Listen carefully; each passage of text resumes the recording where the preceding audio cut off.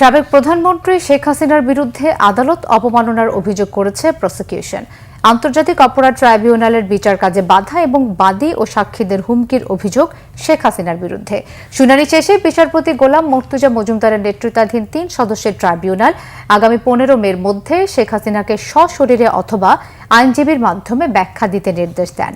এদিকে স্বামীর অসুস্থতার কথা বলে সাবেক মন্ত্রী ডাক্তার দীপুমনির প্যারোলে মুক্তির আবেদনে তাকে স্বরাষ্ট্র মন্ত্রণালয়ে যেতে পরামর্শ দিয়েছে ট্রাইব্যুনাল। গালমান শফির রিপোর্ট।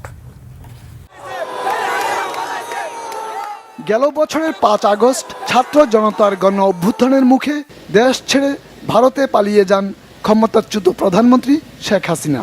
এরপর বিভিন্ন মাধ্যমে ভারত থেকে দেশে থাকা দলীয় নেতাকর্মীদের বিভিন্ন নির্দেশনা ও পরামর্শ দিয়ে যাচ্ছেন। এর মধ্যে এমনই একটি অডিও কথোপকথন সামাজিক যোগাযোগ মাধ্যমে ছড়িয়ে পড়ে, যেখানে শেখ হাসিনাকে বলতে শোনা যায় ২২৬ জন তার বিরুদ্ধে মামলা করেছে, মানে ২২৬ জনকে হত্যার লাইসেন্স তিনি পেয়ে গেছেন। সেই কথোপকথন যে শেখ হাসিনার তা ফরেন্সিক রিপোর্টেও প্রমাণিত হয়েছে। ট্রাইব্যুনালে একজন আসামি অভিযুক্ত শেখ হাসিনা এবং আরও একজন গাইবান্ধার আওয়ামী লীগ নেতা শাকিল আহমেদ, তাদের মধ্যে একটা কনভারসেশন হয়েছে টেলিফোনে। তাদের কথোপকথনের মাধ্যমে আন্তর্জাতিক অপরাধ ট্রাইব্যুনালে চলমান যে বিচার প্রক্রিয়া তার সাক্ষীদেরকে ভয়ভীতি দেখিয়েছেন, বিচার প্রক্রিয়াকে বাধাগ্রস্ত করার চেষ্টা করেছেন এবং এইখানে যে মামলাগুলো রয়েছে সেগুলোকে প্রেজুডিস করার চেষ্টা করেছেন। তার প্রেক্ষিতে তিনি মনে করেন, তদন্তকারী কর্মকর্তা মনে করেছেন যে এটার বিরুদ্ধে আইনগত ব্যবস্থা গ্রহণ করা না হলে সাক্ষীরা এই মামলায় সাক্ষ্য প্রদান করতে ভয় পাবেন এবং এই মামলার বিচার এবং তদন্ত প্রক্রিয়া বাধাগ্রস্ত হবে। তাদের এই কনভারসেশনটা এটার সিআইডির ফরেন্সিক ল্যাবরেটরিতে পরীক্ষার জন্য পাঠানো হয়। পরীক্ষা করে সিআইডি মতামত দেয় যে এই কথোপকথনটি শেখ হাসিনা এবং শাকিল আহমেদের মধ্যেই হয়েছে, এটা বানানো কোনো কনভারসেশন নয় এবং এটা এআই জেনারেটেড নয়। এদিকে স্বামীর অসুস্থতার কারণ দেখিয়ে সাবেক মন্ত্রী ডাক্তার দীপুমনির প্যারোলে মুক্তির আবেদনে তাকে স্বরাষ্ট্র মন্ত্রণালয়ে যেতে পরামর্শ দিয়েছে ট্রাইব্যুনাল।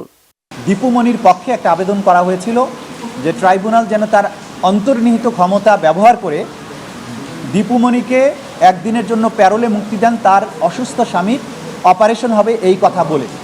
তো আমরা এই আবেদনের শুনানিতে বলেছি যে প্যারোলের ক্ষমতাটা পুরোপুরি স্বরাষ্ট্র মন্ত্রণালয়ের, সে কারণে স্বরাষ্ট্র মন্ত্রণালয়ের কাছে তাদের আগে যাওয়া উচিত, কারণ প্যারোল কখনোই কোর্টের বিষয় নয়, আদালতের ডিসাইড করার বিষয় নয়। এছাড়া জুলাই আগস্টের হত্যা মামলায় নারায়ণগঞ্জের শামীম ওসমানের ছেলে অয়ন ওসমান সহ ৮ জনের বিরুদ্ধে গ্রেফতারি পরোয়ানা জারি করেছে ট্রাইব্যুনাল।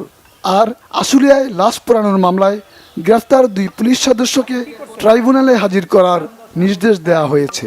অন্যদিকে গ্রেফতার করে হাত ও মুখ বেঁধে অমানবিক নির্যাতন করায় বিচার চেয়ে সাবেক এক পুলিশ কর্মকর্তার বিরুদ্ধে ট্রাইব্যুনালে অভিযোগ দিয়েছেন গণ অধিকার পরিষদের সাধারণ সম্পাদক মোহাম্মদ রাশেদ খান। অভ্যুত্থানের 8 মাস, 8.5 মাস পর কেন তাকে গ্রেপ্তার করা হলো? গালমান শফি, বাংলা ভিশন, ঢাকা।